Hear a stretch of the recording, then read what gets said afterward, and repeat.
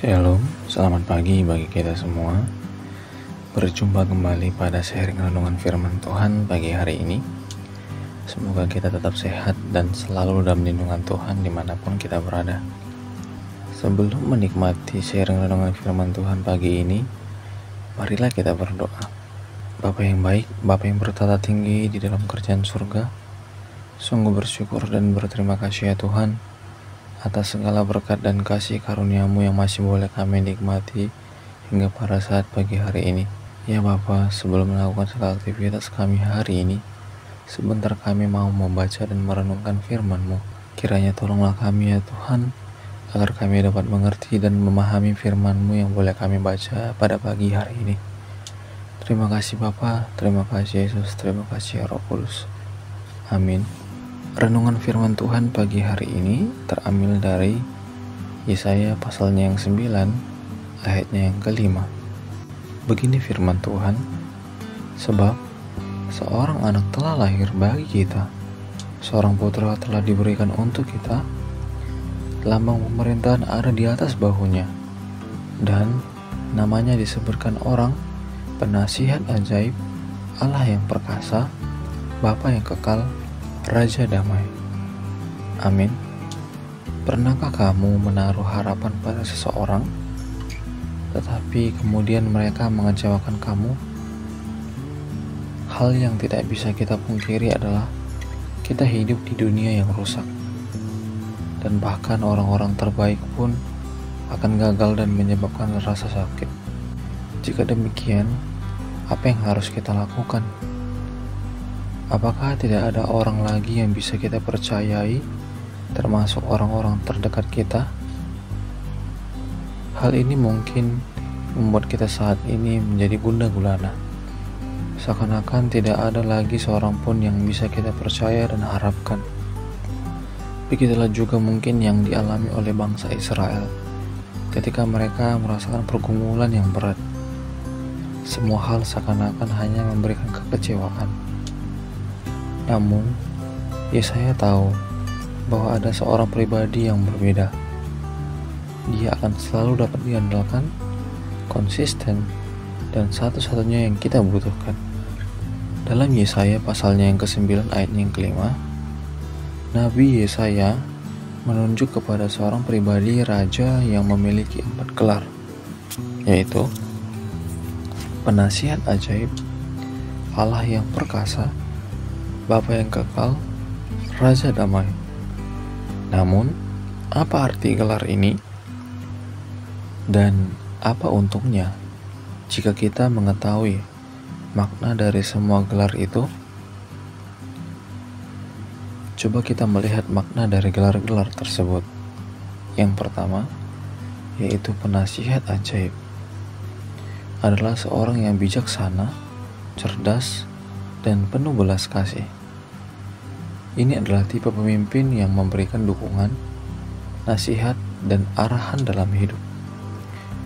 Allah yang perkasa adalah seseorang yang kuat, tangguh, tidak terkalahkan, dan bersedia membela apa yang benar. Lalu, Raja ini disebut juga Bapa yang kekal, yang diartikan sebagai seorang yang memandang umatnya sebagai anak-anaknya, dan bukan hamba-hamba yang tidak memiliki kedekatan yang intim bersamanya.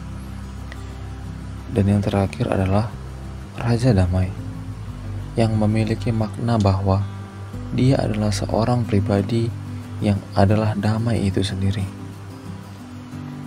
Ketika dia menjadi pemimpin dalam kehidupan kita, maka kita pun akan merasakan kedamaian yang berasal daripadanya. Dia adalah Raja yang akan menjadi jalan satu-satunya pendamaian bagi kita dengan Allah. Pada suatu pagi di hari Natal, putra dengan semua gelar yang luar biasa ini pun lahir.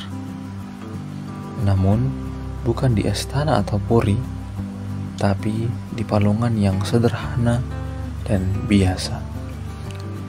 Ketika kita melihat kehidupan Yesus, mulai dari kedatangannya sampai kepada karya indahnya di kayu salib, kita melihat Yesus dengan konsisten mencontohkan kualitas-kualitas hidup sesuai dengan gelar-gelar yang disematkan kepadanya. Dia mendukung dan menasihati orang-orang yang memiliki pertanyaan mengenai kehidupan mereka.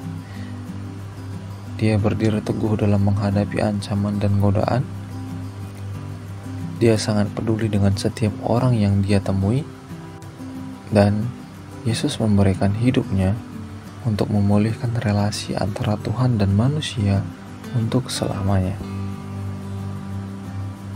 Yesus adalah penasihat ajaib, Allah perkasa, Bapa yang kekal, dan Raja damai.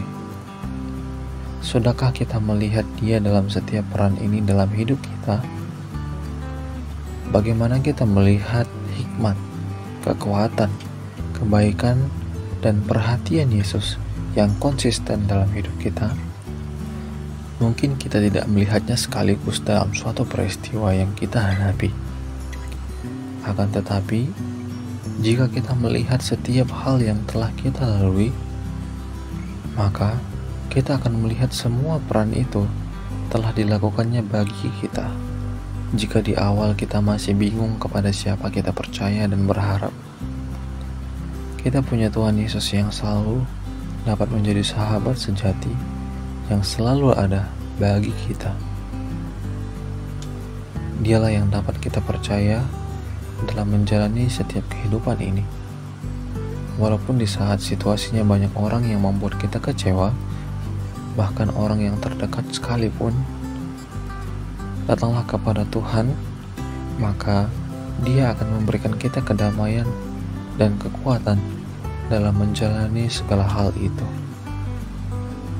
Ketika Yesus menampilkan untuk tetap mengasihi kita yang sering mengecewakannya, maka kita pun harus tetap mengasihi orang-orang yang pernah mengecewakan kita dan tetap bisa mendoakan mereka kepada Tuhan. Marilah kita senantiasa datang kepada Tuhan ketika menghadapi segala sesuatu yang ada di dalam dunia ini, karena Dia adalah pribadi yang kita butuhkan dan yang dapat kita percaya dan juga harapkan di dalam hidup kita. Percayalah dan berharaplah kepada Tuhan senantiasa. Amin. Mari kita berdoa. Ya Tuhan, terima kasih atas firman-Mu yang telah kami baca dan renungkan pada pagi hari ini. Ya Yesus, terima kasih. Engkau telah begitu baik bagi kami. Engkau adalah segalanya yang kami perlukan. Tolonglah kami untuk dapat percaya kepadamu dengan sepenuh hati. Melihat lebih dan lebih lagi setiap harinya bahwa Engkaulah penasihat ajaib, Allah yang perkasa, Bapa yang kekal, dan Raja damai. Sungguh sebuah anugerah untuk dapat mengenal-Mu ya Tuhan. Terima kasih ya Tuhan, berkatilah segala aktivitas dan pekerjaan kami hari ini, dan biarlah kami selalu dapat menyenangkan hati-Mu, hanya di dalam nama anak-Mu Yesus Kristus Tuhan dan Juru Selamat kami yang hidup. Kami telah berdoa dan mengucapkan syukur. Amin.